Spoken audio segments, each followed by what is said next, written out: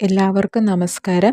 കേട്ടറ്റിന് അപേക്ഷ ക്ഷണിച്ചിട്ടുണ്ട്. 2024 നവംബർ മാസം 20-ാം തീയതി വരെയാണ് അപേക്ഷിക്കേണ്ട അവസാന തീയതി എന്ന് പറയുന്നത്. ഇന്ന് രാവിലെ മുതൽ കേട്ടറ്റിൻ്റെ സൈറ്റിൽ നമുക്ക് നോക്കിയാൽ കാണാൻ കഴിയും. Provision for correcting submitted applications will be available after 20 November 2024 എന്ന് കാണുന്നുണ്ട്. അതെന്ന് പറഞ്ഞു കഴിഞ്ഞാൽ നമ്മളുടെ ആപ്ലിക്കേഷൻ നമ്മൾ സമർപ്പിച്ചതിന് ശേഷം എന്തെങ്കിലും തിരുത്തലുകൾ വരുത്താൻ ഉണ്ട് എങ്കിൽ നമ്മളുടെ പേരാവട്ടെ അതല്ലെങ്കിൽ നമ്മൾ എന്തെങ്കിലും അതിനകത്ത് രേഖപ്പെടുത്തിയിരിക്കുന്ന ഡീറ്റെയിൽസ് എന്തെങ്കിലും കറക്ഷൻ വരുത്താനുണ്ട്, അല്ലെങ്കിൽ നിങ്ങളുടെ എക്സാം സെൻറ്റർ ആവട്ടെ എല്ലാം കറക്ഷൻ വരുത്താൻ വേണ്ടിയാണ് നവംബർ മാസം 20-ന് ശേഷം നമുക്ക് ചെയ്യാൻ കഴിയാവുന്നതാണ്. അതുപോലെ തന്നെ അതിനകത്ത് നമുക്ക് കാണാൻ കഴിയും forget application number or ID എന്നുള്ളത്.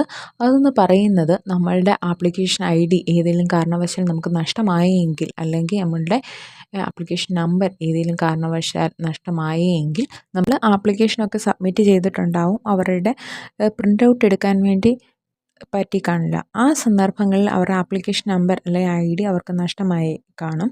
അതുപോലെ തന്നെ നമുക്ക് ഹാൾ ടിക്കറ്റൊക്കെ എടുക്കണമെങ്കിൽ ആപ്ലിക്കേഷൻ ID അല്ലെങ്കിൽ ആപ്ലിക്കേഷൻ നമ്പർ അത്യാവശ്യമാണ്. അന്നേരം ആ സന്ദർഭങ്ങളിൽ നിങ്ങൾക്ക് കിട്ടാതിരിക്കുന്ന സാഹചര്യത്തിൽ നിങ്ങൾക്ക് ഈ ഫോർഗെറ്റ് ആപ്ലിക്കേഷൻ നമ്പർ അഥവാ ID എന്നതിൽ നിങ്ങൾക്ക് സെലക്ട് ചെയ്യാവുന്നതാണ്.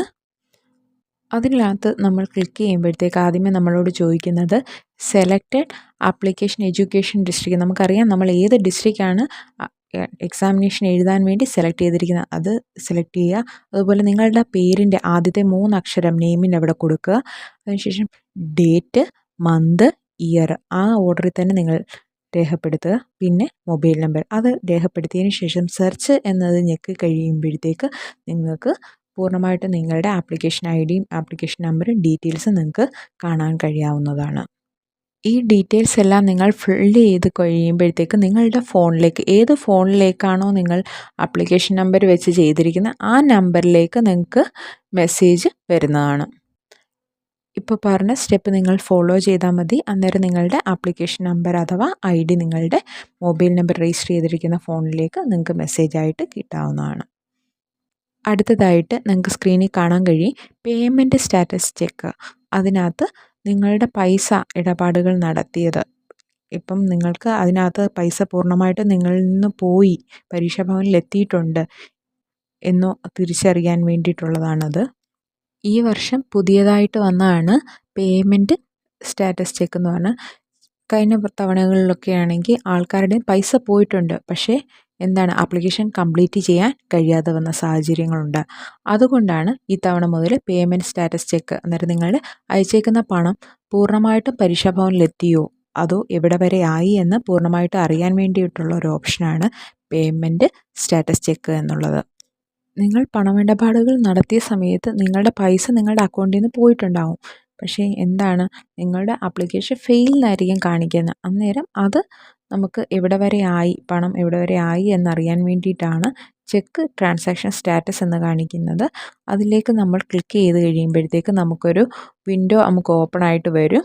അന്നേരം ആണെങ്കിൽ നിങ്ങൾക്ക് കാണാൻ സാധിക്കും നിങ്ങളുടെ പേയ്മെൻറ്റ് എവിടെ വരെ ആയെന്ന്.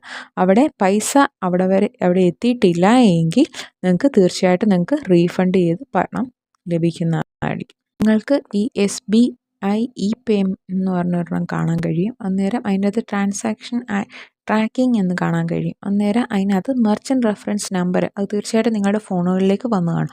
ആ നമ്പർ ടൈപ്പ് ചെയ്ത് കൊടുക്കുക. അതുപോലെ ട്രാൻസാക്ഷൻ ഡേറ്റ്, ഏത് ദിവസമാണ് നിങ്ങൾ പണമിടപാടുകൾ നടത്തിയത് കേട്ടറ്റിന് വേണ്ടി ആ ദിവസത്തെ തീയതി ടൈപ്പ് ചെയ്ത് കൊടുക്കുക.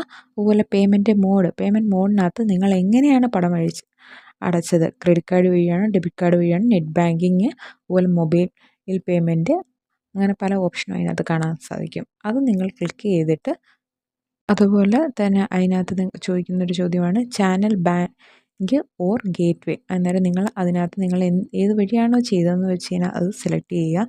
അത് കഴിഞ്ഞ് അതിനകത്ത് ഒരു കോഡ് എഴുതി കാണിച്ചിട്ടുണ്ട്, ആ കോഡ് അതേപോലെ തന്നെ ടൈപ്പ് ചെയ്യുക, എന്നിട്ട് സബ്മിറ്റ് കൊടുക്കുക. അന്നേരം നിങ്ങൾക്ക് ട്രാൻസാക്ഷൻ ട്രാക്ക് ചെയ്യാനായിട്ട് സാധിക്കുന്നതാണ് പൂർണ്ണമായിട്ടും. ഇപ്പം നിങ്ങൾക്ക് ആപ്ലിക്കേഷൻ നമ്പറും ID എല്ലാം കിട്ടിക്കഴിഞ്ഞാൽ നിങ്ങൾക്ക് ന്യൂ രജിസ്ട്രേഷൻ അവിടെ ക്ലിക്ക് ചെയ്ത് കഴിഞ്ഞ് കഴിഞ്ഞാൽ നിങ്ങൾക്ക് കാണാൻ സാധിക്കും ഒരു സ്ക്രീനിൽ. അന്നേരം അവിടെ പോയി കഴിഞ്ഞ് കഴിഞ്ഞാൽ കാൻഡിഡേറ്റ് ലോഗിൻ എന്ന് പറഞ്ഞ ഓപ്ഷനുണ്ട്. ആ ലോഗിൻ ക്ലിക്ക് ചെയ്ത് കഴിയുമ്പോഴത്തേക്ക് നിങ്ങളുടെ ആപ്ലിക്കേഷനുമായി ബന്ധപ്പെട്ട ഡീറ്റെയിൽസ് നിങ്ങൾക്ക് അറിയാനുണ്ടെങ്കിൽ ആപ്ലിക്കേഷൻ നമ്പറും ആപ്ലിക്കേഷൻ ഐ.ഡിയും കൊടുത്തിട്ട് സൈൻ ഇൻ ചെയ്ത് കഴിഞ്ഞാൽ നിങ്ങൾക്ക് പൂർണ്ണമായിട്ട് ഉള്ള വിവരം നിങ്ങൾക്ക് കാണാൻ സാധിക്കും. നിങ്ങൾ ടൈപ്പ് ചെയ്ത് കൊടുത്ത കേട്ടറ്റുമായി ബന്ധപ്പെട്ട കാര്യങ്ങളെല്ലാം. കേട്ടറ്റുമായി ബന്ധപ്പെട്ട എന്തെങ്കിലും സംശയങ്ങളോ നിർദ്ദേശങ്ങളോ തരാനുണ്ടെങ്കിൽ ദയവ് ചെയ്ത് ഇതിൻ്റെ താഴെ മെസ്സേജായിട്ട് ഇടുക. തീർച്ചയായിട്ടും മറുപടി തരുന്നതാണ്. എല്ലാവർക്കും എൻ്റെ ചാനൽ ഇഷ്ടപ്പെട്ടുവെങ്കിൽ ലൈക്ക് ചെയ്യുക, സബ്സ്ക്രൈബ് ചെയ്യുക, ഷെയർ ചെയ്യുക. Thank you.